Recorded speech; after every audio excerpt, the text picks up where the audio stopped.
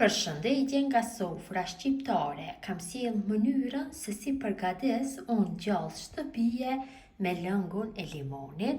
Përgatitja e thjesht, tradicionale, bëhet shumë i shishëm, një gjallë i shëndetshëm. Besoj se kam ju pëlqy kur ta shihni videon në vazhdim. Filloj me përgatitjen e gjallit. Fillimisht na duhet një enë e lloji që nuk nxeht, e cila duhet të jetë e larë mirë me ujë varë nxehtë. E shtoj na qumshtin. Unë kam 2 litra e gjysmë me qumsht bio, qumsht fshatit. Ju që jetoni nëpër Evropë mund të bleni nëpër markete qumsht bio, kurse me qumshtin i cili është nëpër kuti, me atë qumsht nuk mund ta përgatitni gjaltin. E shtojmë qumshtin në tenxhere. Jo mund të përgatitni nëpër masa më të mëdha të qumshtit, nëse doni, mund të përgatitni me përmasa më të vogla, më mirë do keni gjallë të freskët vazhdimisht. Shtojmë qumshtin dhe në temperaturë mesatare e prisim që qumshti të nxehet mirë. Fillimisht kam bërë kullimin në një napë qumshtit, pasi është qumsht bio, dhe më pas e kaloni kështu për blem. Në temperaturë mesatare e presim që qumshti të nxehet mirë deri në atë masë që mund ta durojnë gishtat e dorës, do me thënë 5 ose 6 minuta para se të vlojë. Qumshti është dikon 5 minuta para se të vlojë, e fikim zjarrin. Ja shtojmë një luftë mesme me krep, e përzim kështu. Qumshti kështu me kajmak e bën gjathin më të mirë, pra nuk duhet që t'i largohet kajmaku. Mund të përgatisni dhe gjallë nga qumshti për kajmak kur t'i largohet, mirë po me sasi shumë të mëdha duhet të përgatitet, sepse del shumë pak. Tash marrim gjysmë limoni dhe shtrydhim kështu tek qumshti.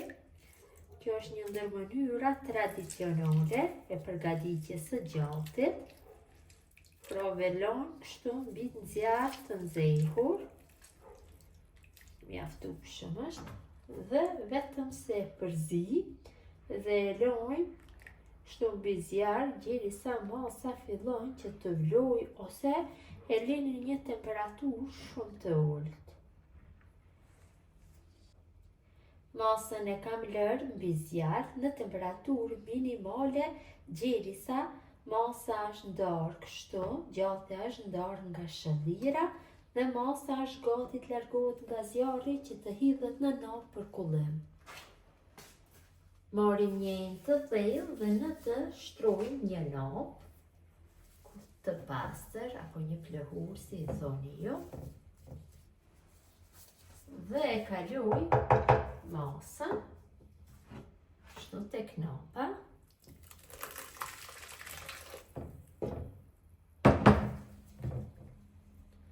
Duhem që masën ta kaloj të tërën tek napa.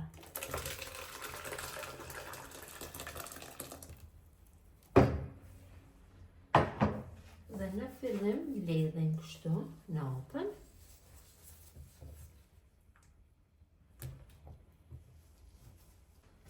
Marrim napën dhe e kalojmë kështu në një kullojse tjetër, ose nëse keni një kullojse apo stafat për gjallë, unë jam duke përdorur këtë të fytezës.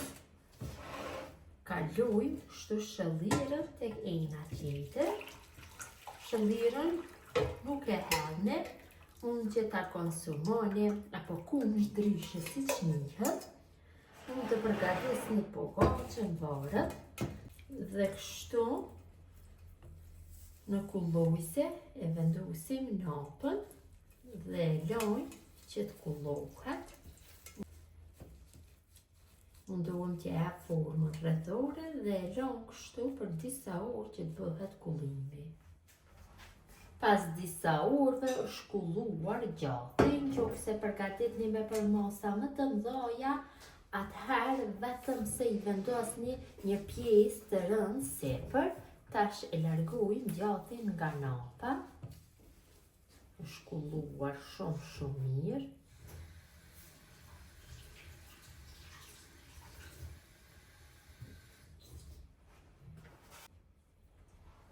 Pasi gjathin e kam largu nga napa, bëj kripusjen. Shifni dhe vetë se është bërë shumë i mirë.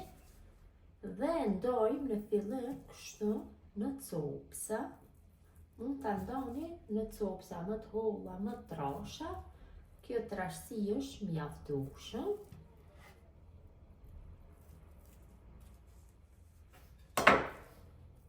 Ja, pro si duken copsat e gjatit. Vërtet kanë dalë shumë të mira. Tash bëjmë kripusjen. Ju hedhim krip nga të dy anët. Mund që dhe mos ta kripasni, ta konsumoni kështu pa krip nëse keni dëshirë. Shumë nga personat e konsumojnë pa krip, ashtu të freskët është shumë i mirë. Mirë po unë do i hedhi kështu krip dhe do e konsumoj, do e lë në frigorifer dhe brenda javës do e konsumoj. Qofse doni që ta ruani, përgatitni me përmasa më të mëdha gjallë, atëherë duhet që ta përgatitni shëllirën. Tash do ju demonstroj mënyrën se si përgatitet shëllira e gjatit. Unë vetëm do e përgatis shëllirën, mirë po nuk do e vendosi që të bëj ruajtjen e gjatit sepse do e konsumoj.